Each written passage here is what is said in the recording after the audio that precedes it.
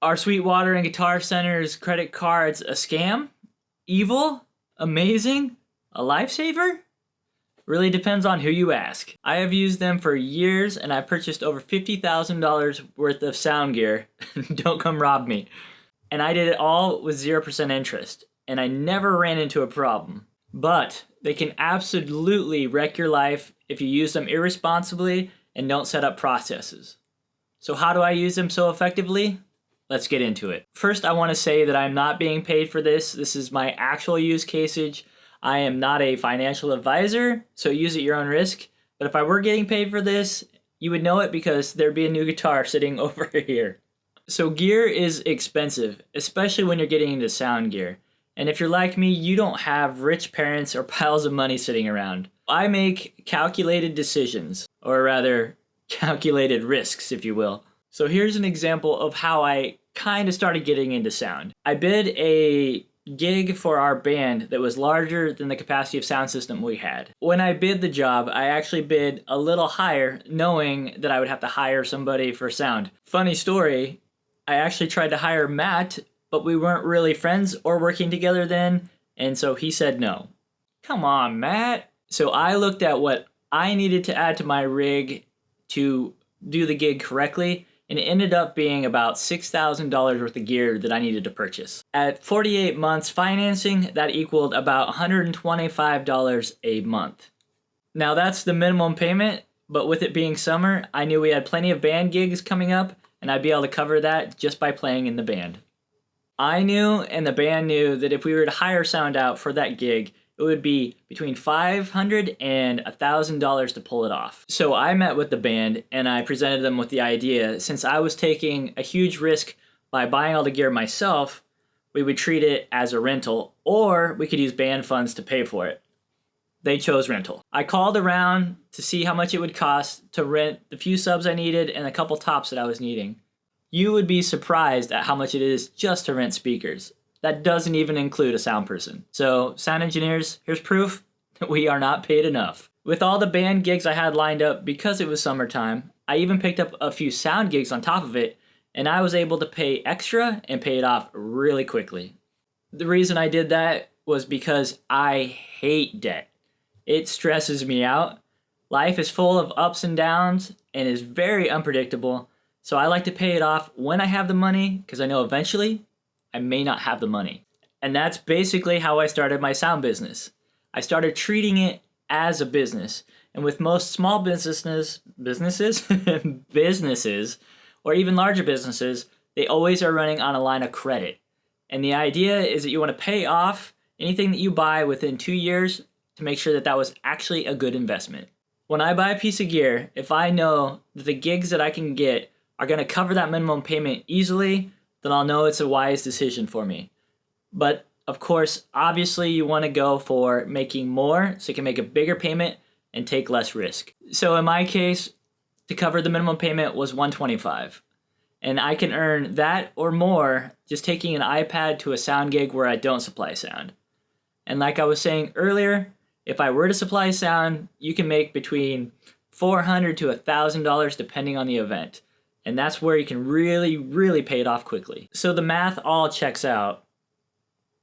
Then why doesn't everybody do it? How do they make any money at all? Well, let's get into it. Here's the dark side of using these credit cards.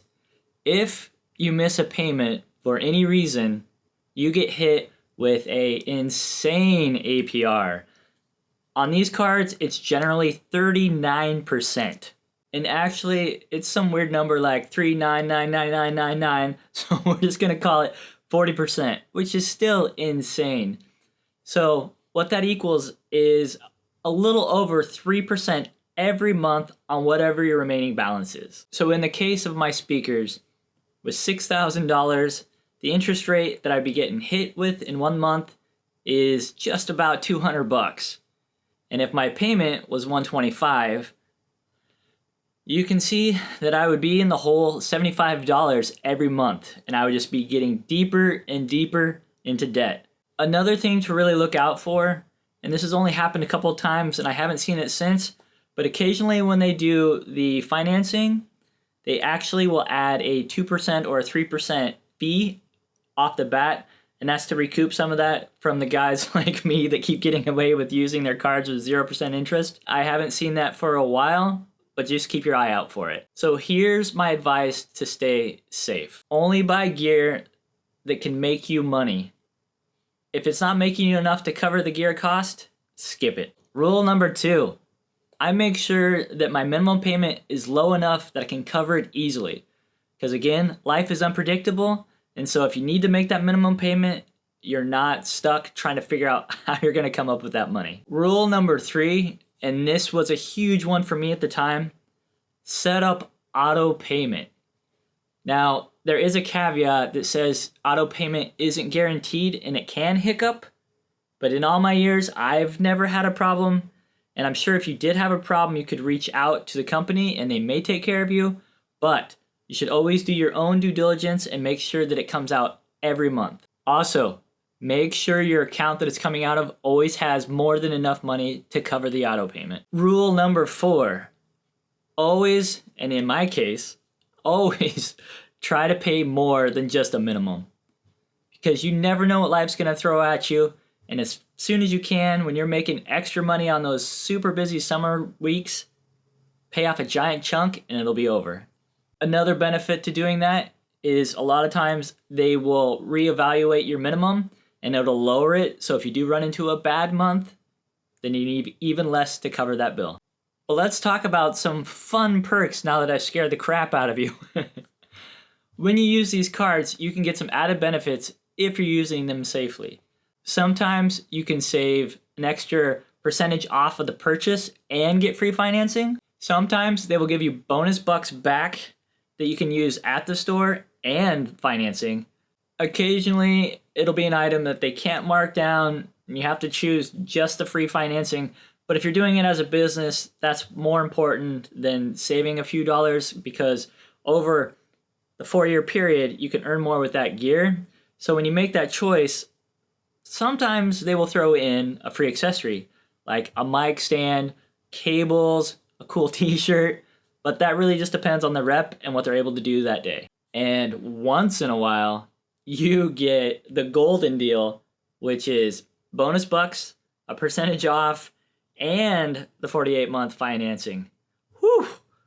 I've only had that hit once, but it was awesome. If you have systems set in place, you can definitely buy the gear that you need for your job with 0% interest and take a lot less risk. This process has really paid off for me. I was able to increase the amount of gigs that I could do. I could get higher paying gigs, but also I was smart about it and paid off everything as quickly as I could. So let me hear from you. Do you think credit cards are evil? How many of you have been using these gear cards and paying 0% interest and leveled up and had no problems? I'm sure there's some horror stories, and I'm sure there's some success stories. Thank you so much for joining me in this video, and I'll see you at the next gig.